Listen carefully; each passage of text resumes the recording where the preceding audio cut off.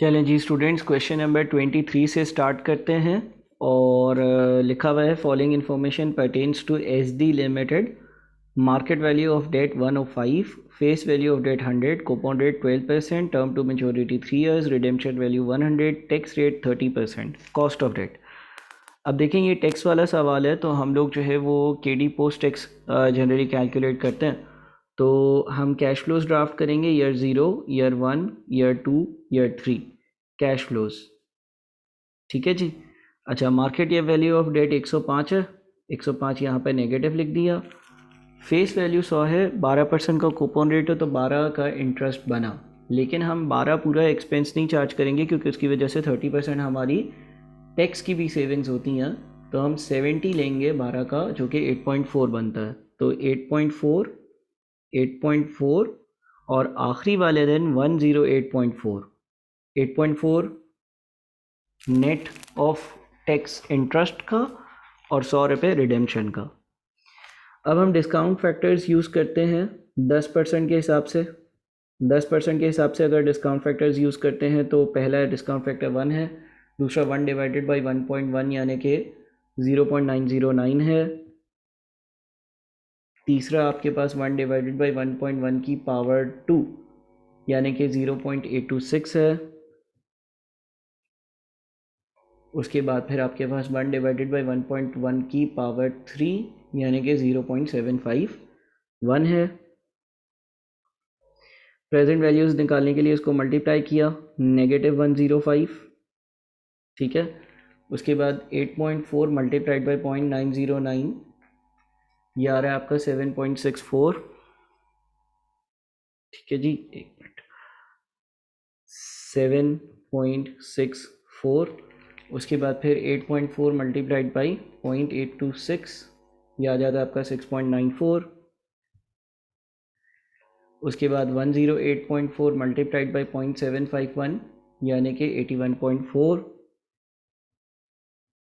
इसको अगर हम नेट करते हैं तो 81.4 प्लस 6.94 प्लस 7.64 माइनस 105, ये आ रहा है आपका -9 तकरीबन। यानी कि अब मुझे एक और डिस्काउंट फैक्टर यूज़ करना पड़ेगा। लेट से वो हम 5% यूज़ करते हैं, डिस्काउंट फैक्टर्स एट 5%। ठीक है ना। और 5% के हिसाब से सारी वर्किंग करते हैं। पहला डिस्काउंट फैक्टर 1 होगा, दूसरा 1 डिवाइडेड बाई 1.05 यानी कि 0.952। उससे अगला हो जाएगा आपका 0.907। उससे अगला आपका हो जाएगा 0.864।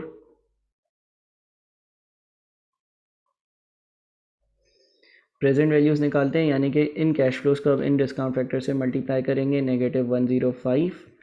उसके बाद 0.952 इंटू 8.4 यानी कि 7.99, फिर 0.907 मल्टीप्लाइड बाई 8.4 यानी कि 7.62, फिर 0.864 मल्टीप्लाइड बाई 108.4 यानी कि 93.65।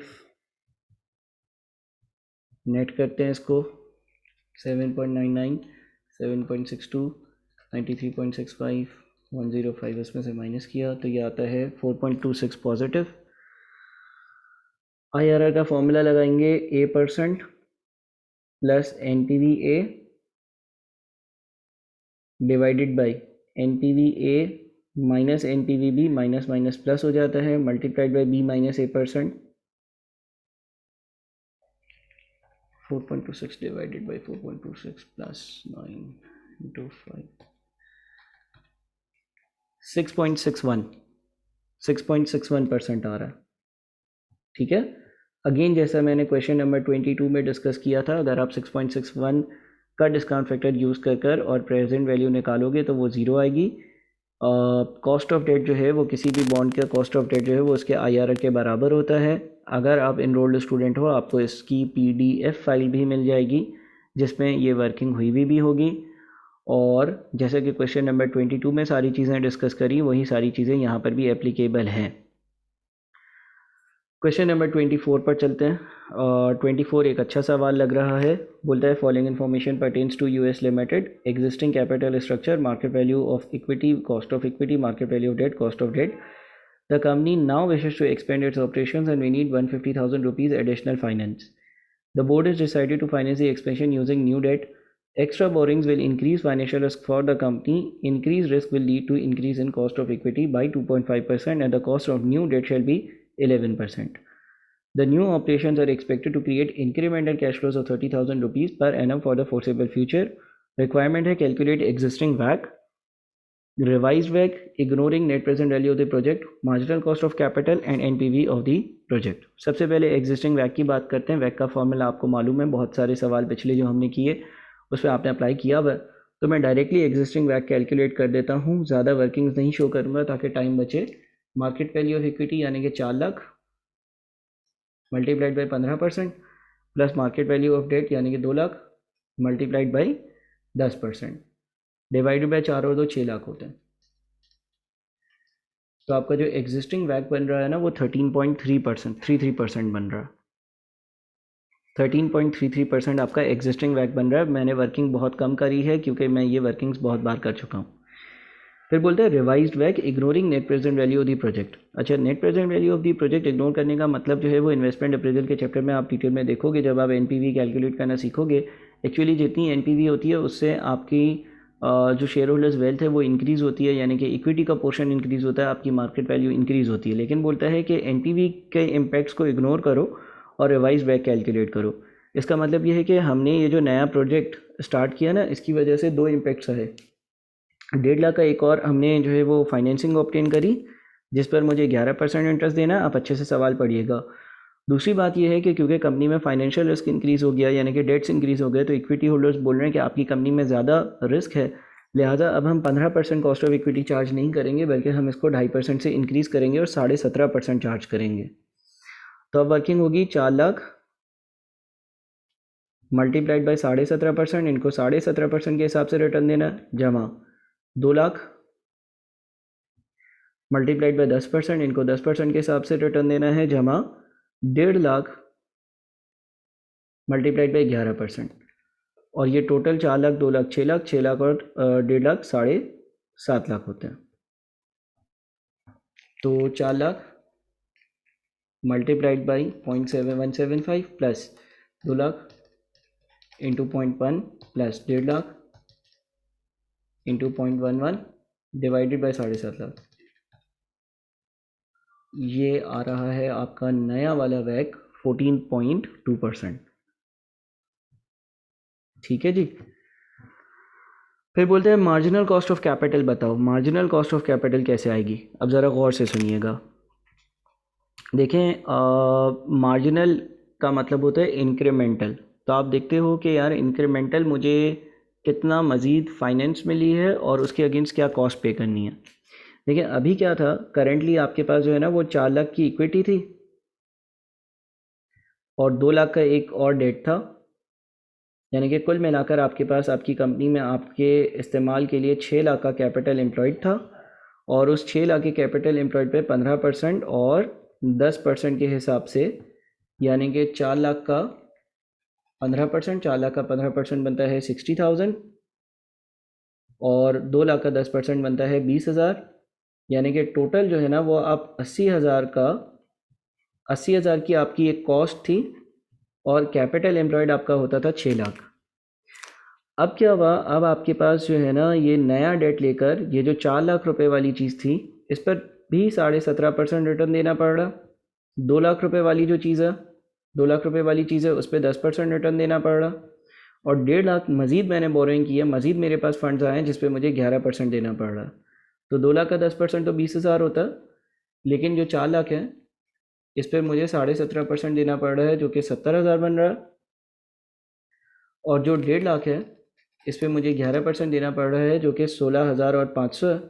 यानी कि अब मेरी जो टोटल क्या कहते हैं कैपिटल एम्प्लॉयड है वो 7.5 लाख है और जो टोटल फंड्स है ना मेरे पास वो 70, 20 और 16.5 यानी कि 106.500 कॉस्ट है। तो मार्जिनल कॉस्ट ऑफ कैपिटल ऐसे कैलकुलेट करते हैं हम कि हम देखते हैं कि यार मुझे एक्स्ट्रा फंड्स कितने मिल गए, 1.5 लाख, और मेरी जो कॉस्ट है वो जो 80,000 थी अब वो 106,500 पर चली गई है, यानी कि इस 1.5 लाख को ऑब्टेन करने के लिए एडिशनल मेरी कॉस्ट कितनी है? एडिशनल मेरी कॉस्ट है 26,500। एडिशनल कॉस्ट जो मैं बेयर कर रहा हूँ वो 26,500 है। तो 26,500 की कॉस्ट बेयर करना पड़ रही है 1.5 लाख की बोरोइंग के लिए, लिहाजा मेरा जो मार्जिनल कॉस्ट ऑफ कैपिटल होगा वो 17.67% होगा। ठीक है, हुआ ये कि ऑल्दो ये तो 11% पर मिला है, लेकिन इसमें भी 2.5% का इजाफा आया है, उसका इम्पेक्ट भी हमें लेना पड़ता है। हम यहाँ पर 16,500 पे कर रहे हैं नए डेट के लिए, और पुराना वाला जो हमारे पास जो इक्विटी थी उस पर भी 10,000 का ज़्यादा रिटर्न देना पड़ रहा है, तो हमारा मार्जिनल कॉस्ट ऑफ कैपिटल 17.67% है। अच्छा, एनपीवी ऑफ द प्रोजेक्ट वाला जो पार्ट है ना, वो वैसे तो आप लोगों का इन्वेस्टमेंट अप्रेजल का पार्ट है, लेकिन अगर चलो ब्रीफली मैं डिस्कस कर दूं, वैसे इसकी डिटेल्स जब आप एनपीवी का चैप्टर करोगे, इन्वेस्टमेंट अप्रेजल का चैप्टर करोगे तो उसमें डिस्कस करोगे। तो एनपीवी ऐसे आएगी कि वो बोलता है कि नए ऑपरेशंस में क्या होगा कि मैं कहीं पर इन्वेस्टमेंट करूँगा जहाँ से मुझे 30,000 रेगुलरली पर एनम आते रहेंगे। अच्छा, उसको अगर मैं मार्जिनल कॉस्ट ऑफ कैपिटल के हिसाब से डिस्काउंट ऑफ करूं, इसलिए क्योंकि इस इन्वेस्टमेंट के लिए मैंने जो फंडिंग्स या कैपिटल ऑब्टेन किया है उसकी वजह से मेरी जो एडिशनल कॉस्ट है वो 17.67% है, 11% नहीं है, और मुझे परपेचुटी में 30,000 मिल रहे हैं, तो आर ओवर आई, ठीक है ना, ये मेरी present value of cash inflows आ जाएगी। अब अगेन मैं यहाँ पर ये एम्फेसाइज करूँगा कि जब तक आप इन्वेस्टमेंट अप्रेजल के लेक्चर्स कंप्लीट नहीं करोगे तो ये आखिरी वाला पार्ट यानी कि पार्ट 4 इस क्वेश्चन का सही से समझ ना आए शायद। तो 169,779 मेरी present value of cash inflows है, present value of cash outflows 1.5 lakh है, तो नेट बच जाता है 19,779। ठीक है जी, चलें जी आगे बढ़ते हैं। अच्छा सवाल था, दोबारा से देखकर ज़रूर सही से सॉल्व करिएगा। सवाल नंबर 25 देख लेते हैं। Following information pertains to SM limited, equity at start of financial year 2018, share capital, retained earnings. The company managed a profit of 90,000 for the financial year 2018 and paid 60% as dividend. Price to book value ratio, last year dividend was 15% less than the current dividend. Calculate the market value of equity and cost of equity. सबसे पहले हम ये बात करते हैं कि भाई जब साल ख़त्म हुआ होगा ना, तो क्या हुआ होगा कि 90,000 जो आपने प्रॉफिट कमाया ना उसमें से आपने 60% डिविडेंड दे दिया, यानी कि आपने रिटेन कितना किया? 90,000 का 40% आपने बिजनेस में रिटेन किया। 90,000 का 40% 36,000 बनता है। 36,000 जब आपने रिटेन किया तो हुआ क्या होगा कि आपका रिटेन अर्निंग्स का जो क्लोजिंग बैलेंस है ना वो 186,000 पर चला गया होगा। 90,000 जो आपने ड्यूरिंग द ईयर 2018 कमाया उसमें से 60% डिविडेंड दे दिया, लेकिन 40% बिजनेस में रिटेन किया, वो आपकी रिटेन अर्निंग्स में ऐड हो गया। ये जो वैल्यूज़ आपको दी हुई थी ये at start of the year दी हुई थी, तो आपकी क्लोजिंग जो रिटेन अर्निंग्स की वैल्यू है वो 186,000 बनती है, यानी कि आपकी टोटल 2 लाख और 186,000 टोटल क्लोजिंग इक्विटी की बुक वैल्यू 386,000 बनती है। प्राइस टू बुक वैल्यू का रेशियो 2.5:1 है, तो आप इसको 2.5 से मल्टीप्लाई करें बुक वैल्यू पर आने के लिए, मार्केट वैल्यू पर आने के लिए 386,000 मल्टीप्लाइड बाई 2.5 बन जाता है 965,000। 965,000 ये आपकी मार्केट वैल्यू ऑफ इक्विटी हो गई। अच्छा, कॉस्ट ऑफ इक्विटी पर कैसे आएंगे? कॉस्ट ऑफ इक्विटी के लिए हमारे पास जो फॉर्मूला है वो हमें यूज़ करना पड़ेगा, KE is equals to D0 1 plus G divided by market value plus G। ठीक है। अच्छा, last year dividend was 15% less than current year dividend. इस साल का डिविडेंड कितना है? 90,000 का आप ले लो 60%, 90,000 का 60% बनता है 54,000। ये अभी अभी जो डिविडेंड डिक्लेयर हुआ है वो है। पिछले साल का डिविडेंड इससे 15% कम था, तो इसका 85% ले लो, यानी कि पिछले साल का जो डिविडेंड होगा वो 45,900 होगा। ठीक है ना। ये इस साल का डिविडेंड है। कैसे आया? 90,000 के जो प्रॉफिट्स थे उसका 60% आपका डिविडेंड में गया। पिछले साल का डिविडेंड कैसे आया? 54,000 जो है उसका आप 85% ले लो, क्योंकि सवाल ये कह रहा है कि लास्ट ईयर का जो डिविडेंड था वो करंट साल से 15% कम था। Last year dividend was 15% less then the current dividend, तो करंट डिविडेंड का 15% लेकर 54,000 में से माइनस करो, या डायरेक्टली 54,000 का 85% ले लो। अब इससे आपको डिविडेंड का ग्रोथ रेट मिल सकता है S is equals to P, यानी कि एक साल पहले जो डिविडेंड था और वो एक साल में 54,000 हो गया, multiplied by 1 + I power n। तो 54,000 डिवाइडेड बाई 45,900 माइनस 1, ये आ जाता है आपका ग्रोथ रेट आता है आपका 17.65%। 17.65%, ये आपका ग्रोथ रेट है। 17.65% आपका डिविडेंड का ग्रोथ रेट बन रहा है। पिछले साल डिविडेंड 45,900 था, ये P हो गया। इस साल डिविडेंड 54,000 है, ये S हो गया। 1 + I पावर n, n की जगह 1 लिखा क्योंकि एक साल की ये ग्रोथ है। तो डी नॉट में आप क्या कर सकते हो कि अल्लाह भला करे, आप जो है वो लिख दोगे अभी का डिविडेंड जो कि 54,000 है, मल्टीप्लाइड बाई 1 + 17.65% डिवाइडेड बाई 965,000।